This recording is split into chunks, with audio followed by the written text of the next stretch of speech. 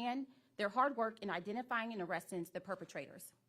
Like all Cincinnatians, I am shocked and saddened that this fire was started intentionally.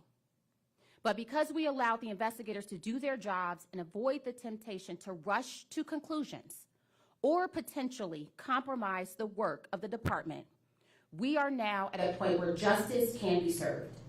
I want to thank all the hardworking men and women of the fire department for their heroic public service, as well as Chief McKinley for his leadership.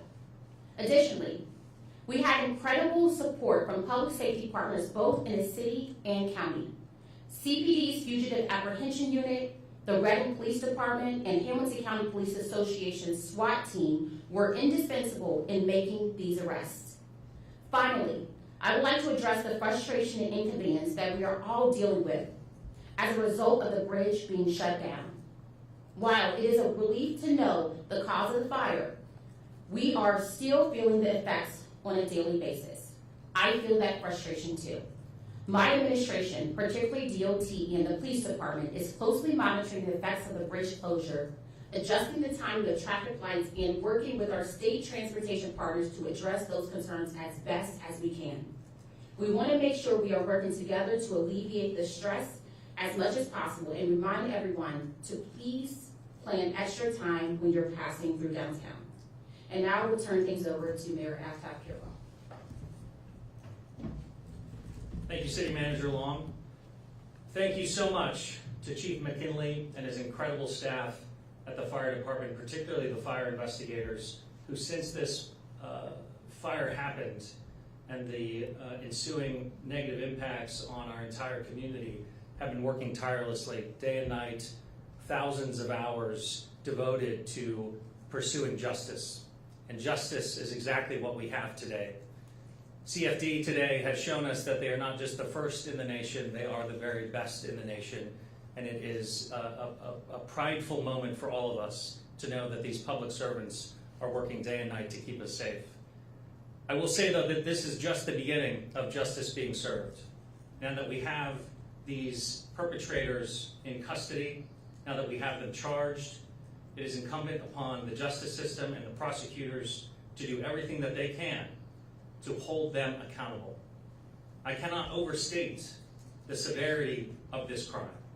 Not just the public safety crisis that it created on the night of the blaze, affecting the people on and around the bridge, not just the millions of dollars that will be needed from taxpayers to repair the bridge, but also the daily frustration and disruption of millions of tri-state residents' lives because of this brazen crime. These four thought nothing of the community around them, and they must be held accountable. And it is my hope that they get the strongest penalty possible to make sure that justice is served and something like this never happens again. Thank you all so much, and thank you again to Chief McKinley and his entire staff. Now we'll take your questions. Chief McKinley, can you say whether you are still seeking other suspects? At this point, we aren't, but we won't rule anything out as any investigation as things unfold. We want to make sure that we're diligent in the process, and so as the investigation continues to advance, we won't rule anything out.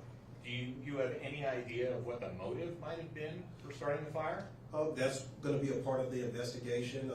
When we look at crimes such as arson, it's involved a lot with intent, and so that's one of the things that we're seeking to understand. And so as the investigation continues, we hope that that unfolds. Chief, what led you to these individuals? How was it a Crime Stoppers tip? Did somebody call? Well, again, I want to credit the Fire Investigation Unit.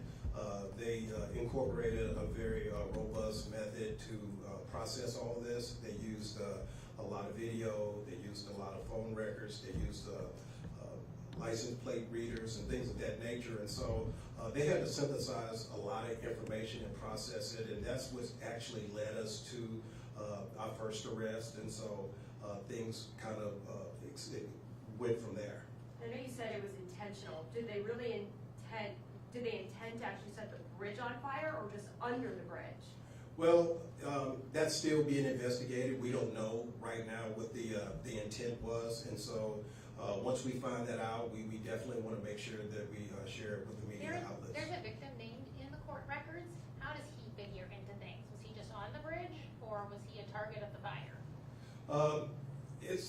There's a lot of legal aspects in how people are designated victims and things and how they were impacted, and so to the degree that of injuries or things of that nature, I don't have that information right now. We're still kind of putting everything together. It was a very fast-moving investigation, and so we were just very pleased to be able to identify the individuals involved and get them into custody. You said you were not able to discuss, because of the nature of the investigation, what the accelerant was, what was used to start the fire. Do you know what was used to start the fire and are not telling us, or do you not know what was used to start the fire? Right now, we don't know. We used several different processes. We used laboratories. We brought canines out to try to determine.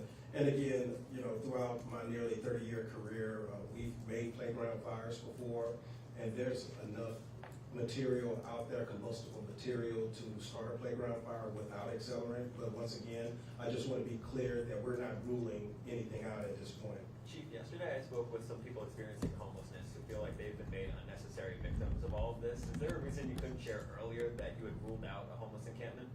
Well, again, it's a process, and we didn't want to rule anything out. And so it's a part of the investigation. We like to start ruling out things instead of just trying to, you know, point or identify to a source and things. And I can understand, you know, that aspect of, you know, a certain part of our community feels like they've been victimized, or we're blaming it on homeless encampments. And that's something that the city takes very seriously, and we work very hard to address that. And so we just, you know, we're really trying to make sure that when we release facts that they're accurate. And so we didn't rule anything out until we knew what exactly we had.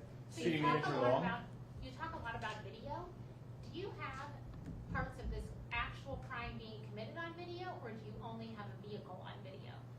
We have a couple of things, but I really don't want to go into discussion of them because, again, like the mayor mentioned, you know, the prosecutors have to do their job, and we don't want to do anything or release information that could perhaps jeopardize any of that. And so, you know, we're going to take our time and make sure that when we do release information, that it's accurate and it's precise. The individuals who were arrested, did they say anything to police while they were being taken into custody? I'm not at liberty to discuss that because, again, all that information that's being collected, the prosecutors can use in court cases and things like that. And so I just want to make sure that the information that I give you does not jeopardize the integrity of the investigation. City Manager Long, do you mind if we ask you a question? So, had this play structure not been under the bridge, this would have just been a playground fire. The head of the Recreation Commission, former head, told me that he got permission to put that playground underneath the bridge, but ODOT says it never gave permission. Do you have any proof that the city received permission to put that playground under the bridge? I am not talking about that at this matter. I have no information of what you were referring to. City Manager Long, on the note of downtown traffic, what specific metrics are you looking at? You said you're monitoring different metrics. Could we see police directing intersections downtown? Right now, that is not in our immediate plan, but what we will continue to do is working with our local agencies to monitor the situation and seeing what resources we have in play and when we can deploy them. Is there a metric? Well, at the end of the day, we look at traffic counts all the time. So we're looking at the traffic counts, how long it's taking for the traffic to move from one segment of town to another, determining with what all the rerouting that we're doing, does that make sense? Are we getting an outlier to where we need to do something else?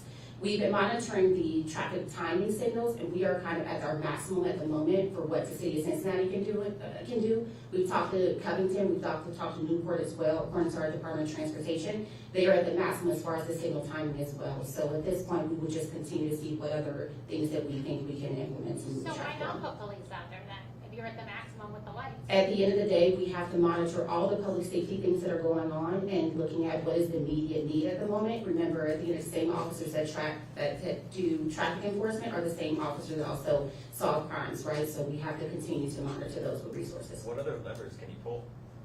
Those from our Department of Transportation to give you recommendations, so we will continue to have conversations with them to see what other things that they think they can do.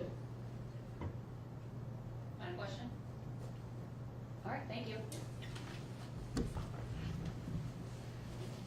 Thank you, everyone.